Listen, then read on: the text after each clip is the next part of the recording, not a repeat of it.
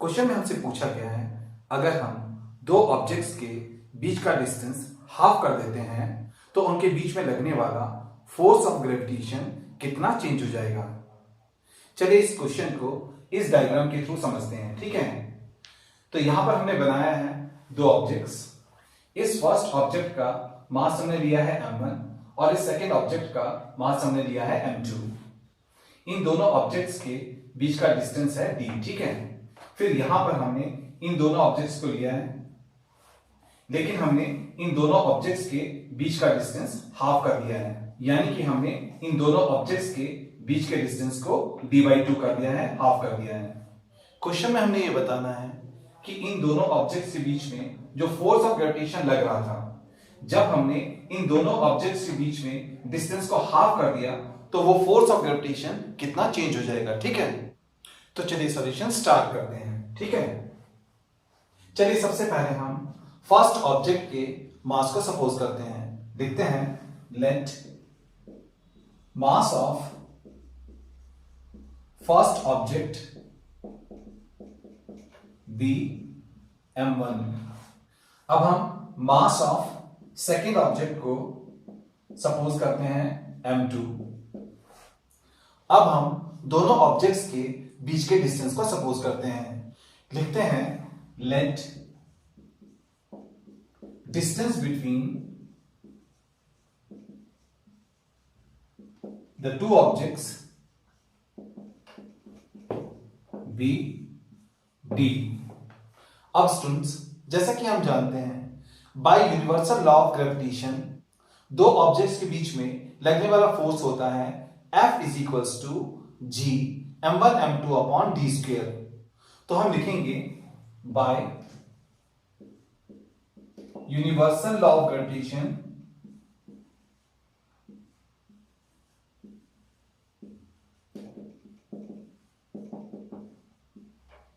दो ऑब्जेक्ट्स के बीच में लगने वाला जो फोर्स ऑफ ग्रेविटेशन होता है वो होता है F = G m1 m2 upon d square.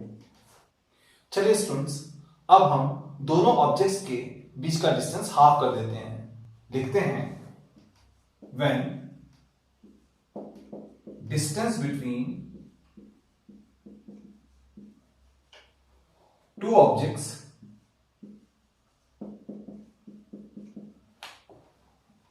Become half.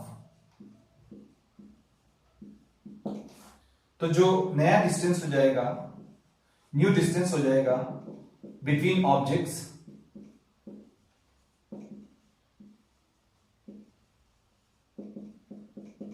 जिसको कि हम d डैश से डिनोट करेंगे, वो हो जाएगा d/2। अब क्योंकि हमने दोनों ऑब्जेक्ट्स के बीच का डिस्टेंस हाफ कर दिया है तो उनके जो बीच में फोर्स ऑफ ग्रेविटेशन लग रहा था वो भी अब चेंज हो जाएगा। ठीक है, तो जो नया फोर्स ऑफ ग्रेविटेशन ऑब्जेक्ट्स के बीच में लगेगा वो होगा F' और वो इक्वल्स टू होगा G m1 m2 upon d/2 का होल स्क्वायर। यहां पर हमने दोनों ऑब्जेक्ट्स के बीच के डिस्टेंस को हाफ कर दिया है, डिस्टेंस हो गया है अब d/2। तो अब जो नया फोर्स ऑफ ग्रेविटेशन लगेगा दोनों ऑब्जेक्ट्स के बीच में वो होगा F' जो कि इक्वल्स टू होगा G m1 m2 upon d/2 का होल स्क्वायर। ठीक है, अब हम इस ब्रैकेट को ओपन करेंगे। ठीक है, तो हमारा F' यानी कि नया फोर्स ऑफ ग्रेविटेशन होगा G m1 m2 upon d का स्क्वायर हो जाएगा d स्क्वायर, अपॉन में 2 का स्क्वायर हो जाएगा 4। अब आगे सॉल्व करते हैं क्वेश्चन को।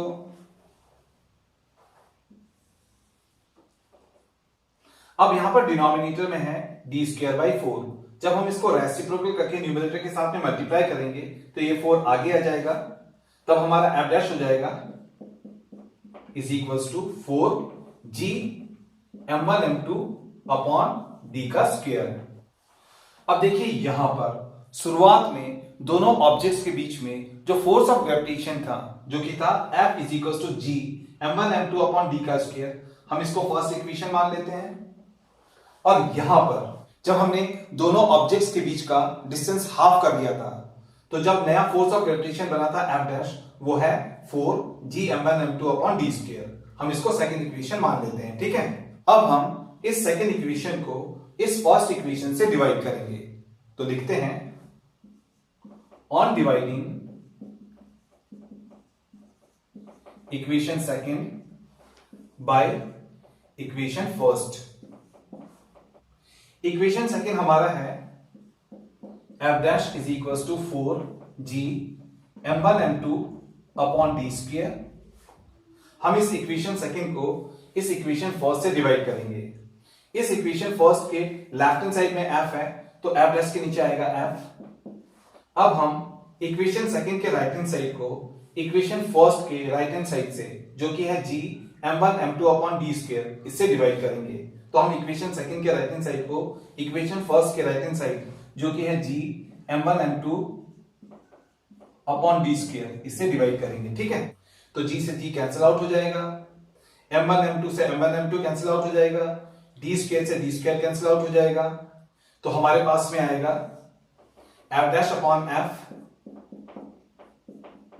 Is equals to 4। अब हम इस f को लेफ्ट हैंड साइड से राइट हैंड साइड में लेकर के जाएंगे, तो ये f राइट हैंड साइड में 4 के साथ में मल्टीप्लाई हो जाएगा, तब हमारा f डैश आएगा 4f। तो यहां पर हमारे पास में आ गया f dash equals to 4 times f, ठीक है। तो यहां से हमें यह पता चलता है कि जो नया फोर्स ऑफ ग्रेविटेशन लग रहा है दोनों ऑब्जेक्ट्स के बीच में, वो ओरिजिनल फोर्स ऑफ ग्रेविटेशन के 4 टाइम्स है। तो हम लिखेंगे therefore new force of gravitation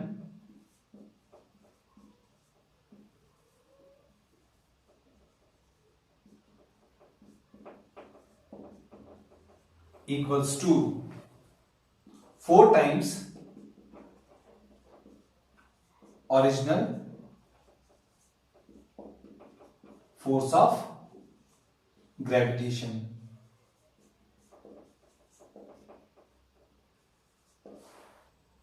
तो यहां पर हमने निकाला कि अगर हम दो ऑब्जेक्ट्स के बीच का डिस्टेंस हाफ करते हैं तो उनके बीच में जो नया फोर्स ऑफ ग्रेविटेशन लगता है वो ओरिजिनल फोर्स ऑफ ग्रेविटेशन का 4 टाइम्स होता है। तो ये आ गया हमारे क्वेश्चन का फाइनल आंसर।